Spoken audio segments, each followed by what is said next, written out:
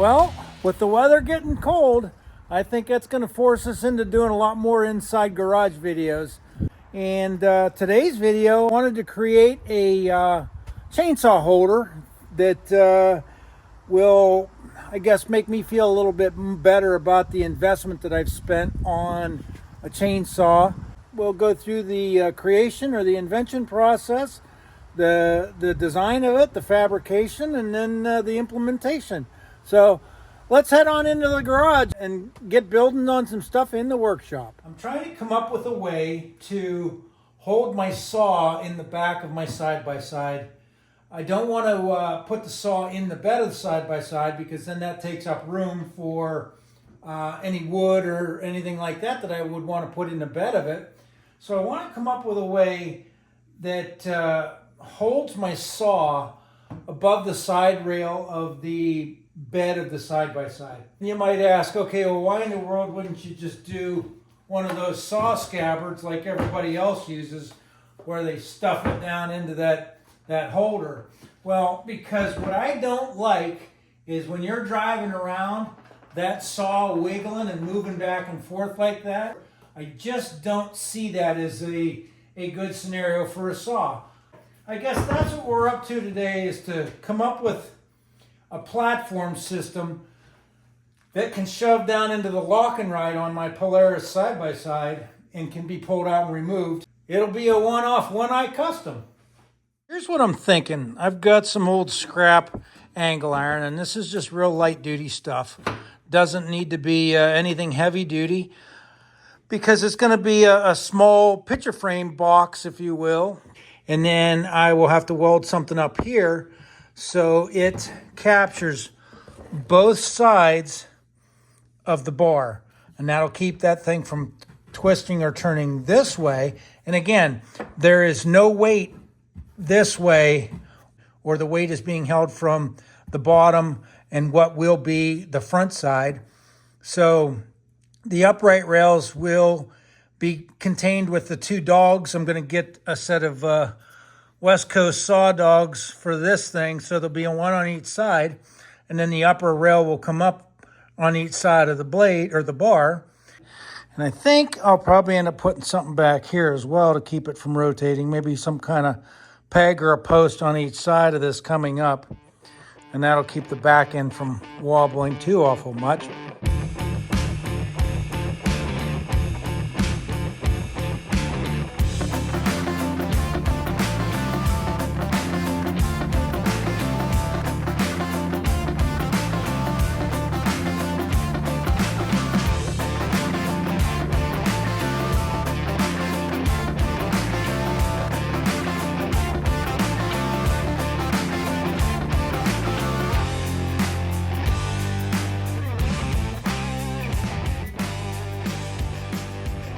I wonder, why does that piece look different than the others? I wanted to use a taller piece here, which is 1.5 inches. And what I want to do here, why I went taller, is because I'm going to have those uprights off of here and here.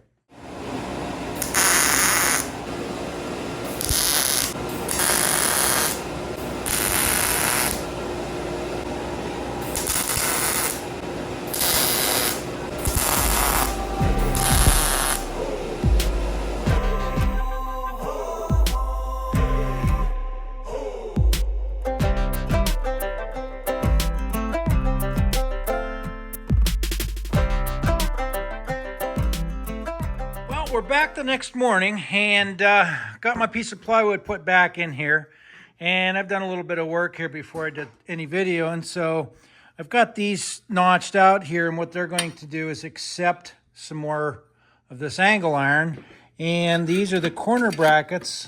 They're going to go in here and one over on this side, and what that's going to do is that's where, as the saw sits on this platform, the bar comes down in here, and it will have its cover on, so I'm making this wide enough to fit the cover.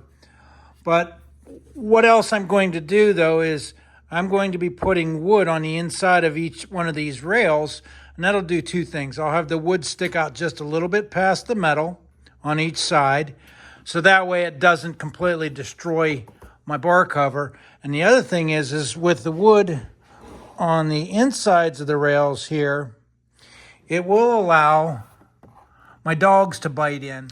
All right, I wanted to add a little piece of safety for this video. And as you can see, I keep my workshop at about 60 degrees. And one thing that I like is I like my hoodies. I like to wear hoodies while I'm out here in the workshop, so I don't have to have the heat too awful warm in here, but it's just a comfortable temperature. But for those of you that enjoy wearing hoodies and you do any kind of fabrication out in your workshop, don't forget to tuck those strings in. If you're running a die grinder, or you're running a bandsaw or a table saw or any power equipment where you're bending over and you're doing your work and you're looking around at things, these dang strings can pull your face right into a piece of equipment or a piece of work that you're doing, and it won't be a good day. So keep that in mind. Tuck those strings in.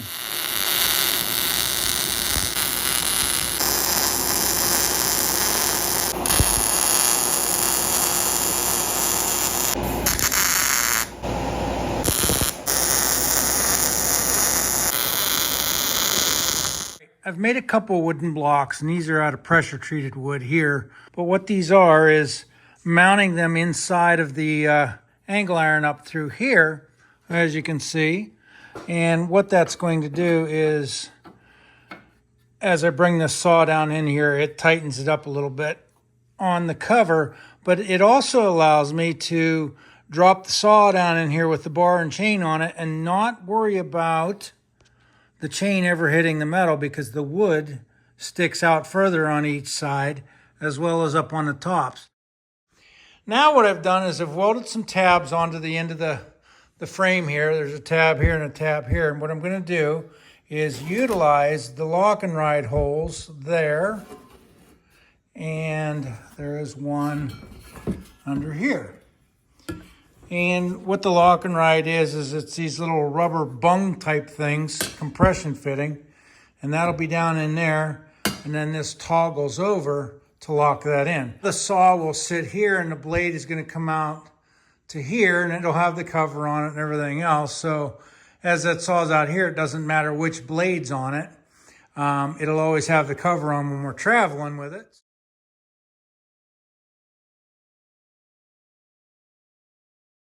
And the saw goes in like this. And I'll have a strap or something back here as well, but you know, that's pretty darn stable there. It wobbles because it's on the rubber grommets, and that's what holds them up from actually touching the bed rail the whole way back, which I like because those rubber grommets will protect that bed rail from getting all scratched up. The lock and ride, basically just flip the two levers, pull the thing out, and now I've got a good saw mount here, and it is not being held by the bar only. All the weight is still being held on the platform. And if you take a look, that's what it looks like on the side of the machine. It's sure not going to bounce around in the back of the bed of the side-by-side. And I guess for most part of it, the amount that you pay for a brand new saw these days, you know, and you just throw it in the bed of a side-by-side or the back of a truck and it bounces around. I just can't see spending the money on something that expensive and letting it get beat up. I'm going to try and take as best of care of the stuff that I can. Yes, I got the West Coast Saw Felling Dogs 3-point, so I'm actually kind of excited to try these out, see how they work. And really, I've been kind of waiting to do anything else with how this thing's going to be mounted on there until I got them, because it will change, being that these are so much of a longer point on them than the factory ones are over here. So that'll tell me my gap difference here and then where I need to mount this thing.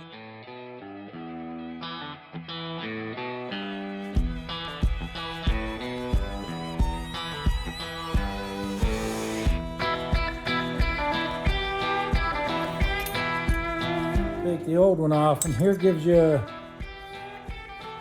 good idea of, these are almost an inch further out.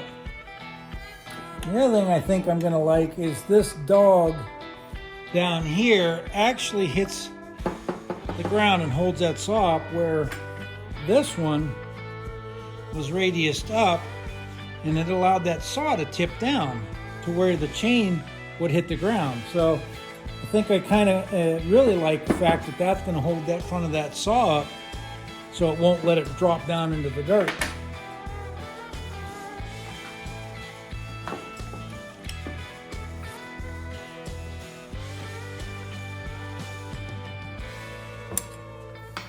One thing I noticed right off the bat is when I put this on, because it hits that up there, it wants to rock the saw sideways now. So I'm not sure I'm gonna like that, but I guess we'll figure it out. So one nice thing about these longer dogs is, and I seen it in somebody else's, is when these are on, because they're longer, what makes it nice is now the front side of your saw doesn't get all beat up when you're up cutting against the log, because these dogs hold it out further than your front case, where the factory ones were so short from the spike point, you literally have the log resting on the front side of your case, beating it all up and getting it scratched. So that was one of the things that I really wanted to make sure that I had these on here for, is because they keep that log further out off the face of the front of your saw. So I've got those both bolted in, and we're going to go ahead and fit it up in my fixture over here, or my holding bracket for the side-by-side, and I guess get the rest of the dimensions I need to finish making clamps for it. All right, got the bar back in. Got both of the new dogs on. Got the new exhaust on. And one thing that I really like is how these dogs hold that saw bar up off the ground there. So there's a good 3 inches out here at this end and about 2 inches at that end. And what I mean by that is when you set your saw down, when you're done cutting, you don't have to worry about your chain dropping into the dirt. Whereas the factory dog for this thing didn't support this at all. And with these saws being a little bar heavy out front, when you set it down on the ground, it instantly set down and tipped forward and went into the dirt. So there's the really good thing about it. But the problem that I'm going to run into with this is, because those dogs sit up so much higher, right there is where both of them are touching the flat surface. If you see that little bit of a rock. Well, I did not anticipate that for my platform over here. So that means when the two dogs are touching on the top surface here, it's going to want to tip, which is going to put that blade into a little bit of a bind. So I either need to shallow or hollow out something here for the dogs, which I don't really want to do, or create just a small little pad over here that the bottom of the handle or the bottom of the saw will sit on while it's in the carrier there and strapped down, so it doesn't rock and put this bar into a bind. So let's get it on there and see what I can come up with for that. All right, I have it sitting on here, and what I've done is I've put some blocking underneath the handle here. And why I did that was to get it setting on both of the dogs instead of just this side of the dog. Because if you let this out of here, or you take that out, it rocks down and that dog comes up off the ground, the furthest away one. So with every creation comes its challenges, and what I want to do is try and get this set up so that would be the required spacing I need, and it gets both the dogs sitting flat.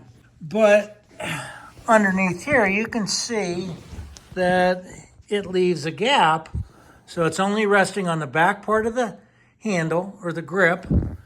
And if I put blocking or something on my carrier here, say a rubber grommet or something in here to take up this gap, then it gets the dogs in the right spot. But in all reality, all the weight is being carried on these front two dogs and on whatever spacer I would put in here and on the very back. So there's a gap under there. Don't know if I like that idea, but here is thinking further down the road. Let's say I take this saw and I set it on my tailgate of my pickup truck or in the back of the side-by-side. So now you can see that this side of the saw is laying flat. The dog is actually up on the ground because they're so much longer in the downward position. So that's sitting on an angle. It really should be like that. But getting back to the whole tailgate thing, is what in the world do you think is going to happen to your tailgate when you set this on it to do some chain work, to sharpen it, to tighten it? You're going to take this thing and slide it around there, and that dog is going to scratch the crap out of your tailgate, whether it be your pickup truck or your side-by-side or whatever. So I'm not sure why these dogs are a ½ inch lower. And I know it will bite into the wood better. I understand that whole philosophy, but it changes the dynamics of the saw of how it sits on the ground. So I don't know whether it would be worth contacting West Coast Saws and asking them about it, but in reality, that's not a good scenario for two reasons. One is all the weight is just on this particular dog. Two, when you set it on the ground, that dog is going to go into the grass or the dirt, and who knows what it's going to snag when you pick it up and tie up into the chain when you go to restart it if you don't notice something down here. And three, like I said, it puts that thing on an angle. It should sit flat on the belly of the machine down here. And let's see if I can't give a better idea. I'll put it flat on the belly. Now, when that's sitting flat on the base of the machine like it would normally any other time, you can see how much further those dogs stick down. Don't know why it would be like that, but it presents its own problem. So here we go and try and figure something else out. All right, so here was the solution I came up with. I ended up putting a pocket in the top of this plate to accommodate for the dogs dropping down.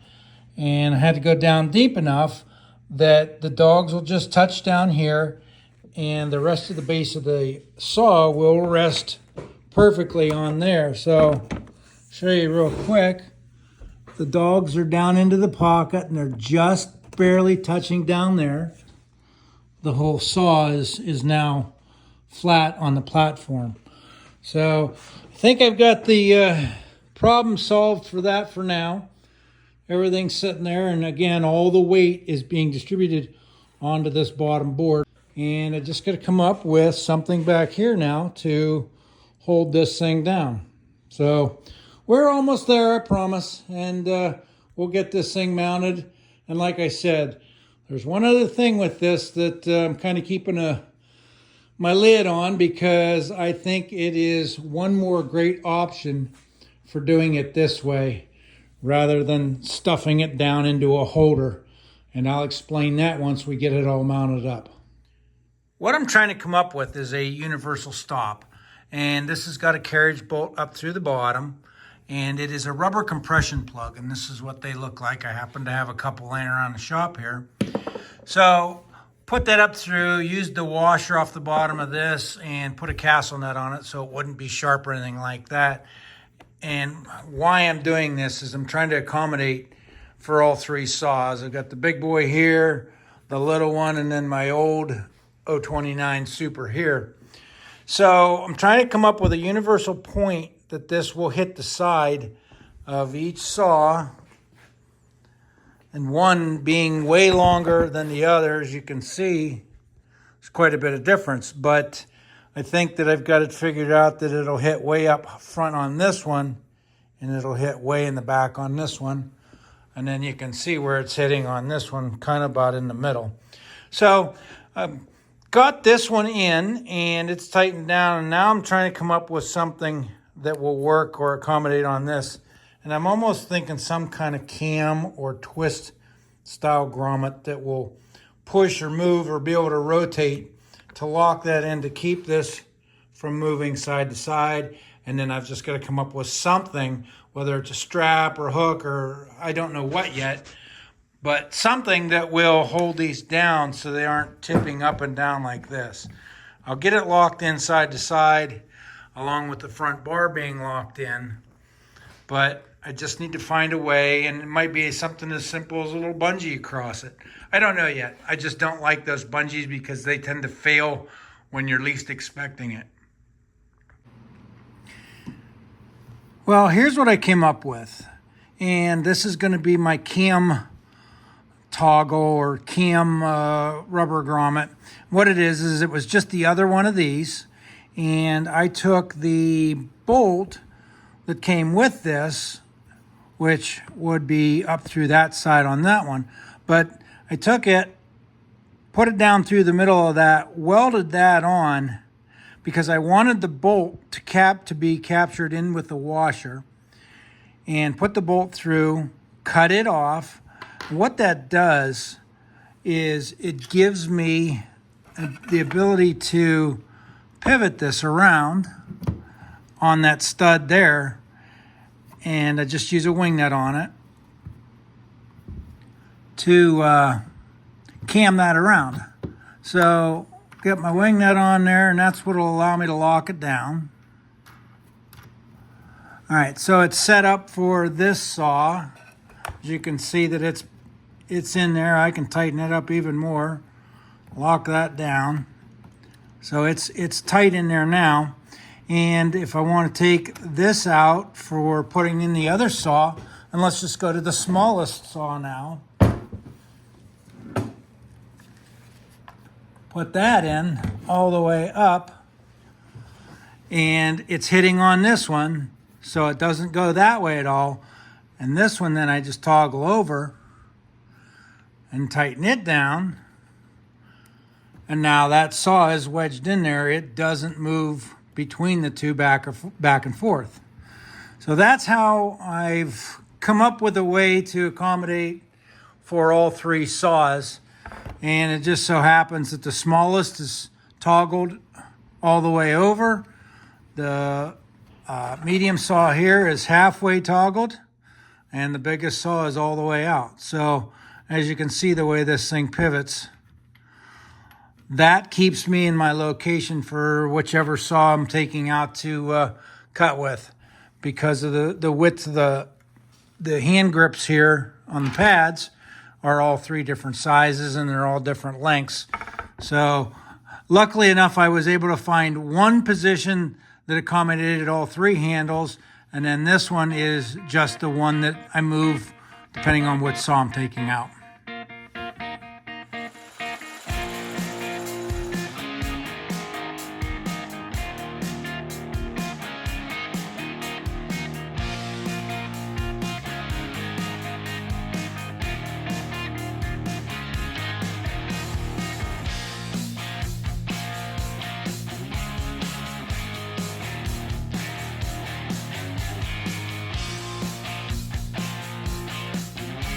All right, got her all done and mounted up on there. And one thing I didn't show you guys was just this simple strap that I use to mount this on here. It goes all the way around underneath the platform here, and I just put a screw in this side, and I put a screw over here in this side of it. It's still all one strap going all the way around. That way I don't have to worry about it ripping out at these corners or pulling out at the bolts.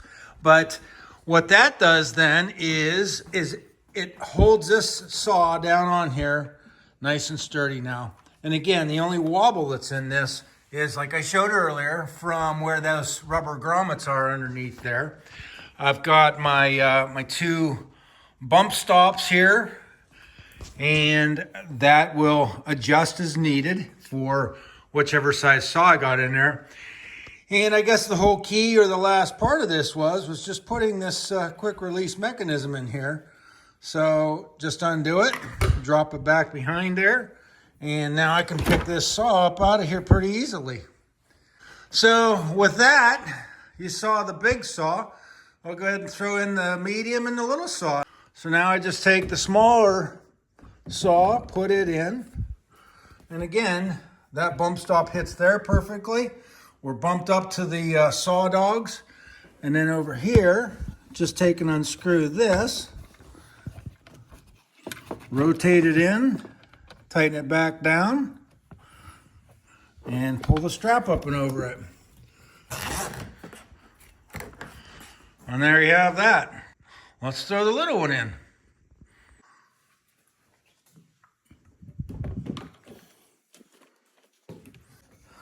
Lock it down.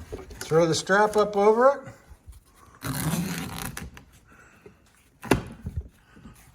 And there's the little one on there. So I wasn't really building this with the idea that it would work with all three. I did want it to work with all of them, but I wasn't sure if that was possible. But with this particular design, it works. And again, some of you guys may say, absolutely no way would I go through all that. I'll just buy a saw scabbard and stuff it down in that, and it works for all my saws or whatever. But as I said earlier, I just can't take and conscientiously put a $1,300 saw in a scabbard and have that thing just bounce around and move all over the place. It's just not what I was looking for. So the other thing about a scabbard is I don't know where on this machine you would put one, because that saw has to be able to dangle way down. And the ones I've seen for, say, the Polaris Ranger come out and drop down the side, and the Polaris Rangers have a much flatter or flush sidewall on them. So a scabbard that you drop a saw in just really, I don't believe would work well for this setup. So again, this was a one-off for Polaris General, and it could be similar for any other machine. That, you know, the concept of this is there, but for me it works well. And there's one more thing with this thing that I haven't mentioned yet, and I would like to show you guys that there is another added benefit to this particular setup. You cannot do in a saw scabbard. All right, so here is one of the biggest benefits that I think comes with this mount that I made. Not only does it hold the chainsaw exactly where you want it, but you know, it holds it safely, it holds it up out of the way, it still gives you your cargo bed space you're looking for. But let's say you drop the chain down into the dirt. You nick the blade or you nick the chain somewhere, and you've got a dull. Well, now just throw it back into this saw holder, and I can come through here and touch up the saw real nice and easy. So that was my added benefit, that as I was building this, I had in the back of my mind, boy, it sure would be nice to be able to touch up the chain while you're out cutting somewhere and not be on your knees or in the bed of the tailgate fighting this thing, trying to hold it to sharpen the saw. So with this setup, not only does it accommodate all three saws, it keeps them out of the bed, it keeps them out of the area where it would be bouncing around or get destroyed or damaged. It puts it up here where you can always see it. It's always in a safe spot. And yeah, you can also sharpen your chain here too. So I guess that's kind of the best of both worlds with this whole setup. All right, so now I'm done with the saw for the day. I can go ahead and quickly unstrap it here, set that off, pull the saw out, and just as simple as it going in, unlock the locking rod on it, top and bottom, and those just pull right out. And now it's back to a conventional side-by-side. I don't have anything bolted on this thing. I don't have a big ugly saw scabbard hanging off the side when I'm not using it. I don't have to worry about debris and dirt getting down inside of those scabbards the way they're designed. And like I said, I can go out, play around, or do whatever I need to do now, and I haven't taken up any extra space to have a hanging saw scabbard on it. So with that lock and ride system, makes it pretty simple. Well, I think that's going to end the video of what can you do if you really put your mind to it. Again, when there's a problem, there's always got to be some kind of solution or a better way.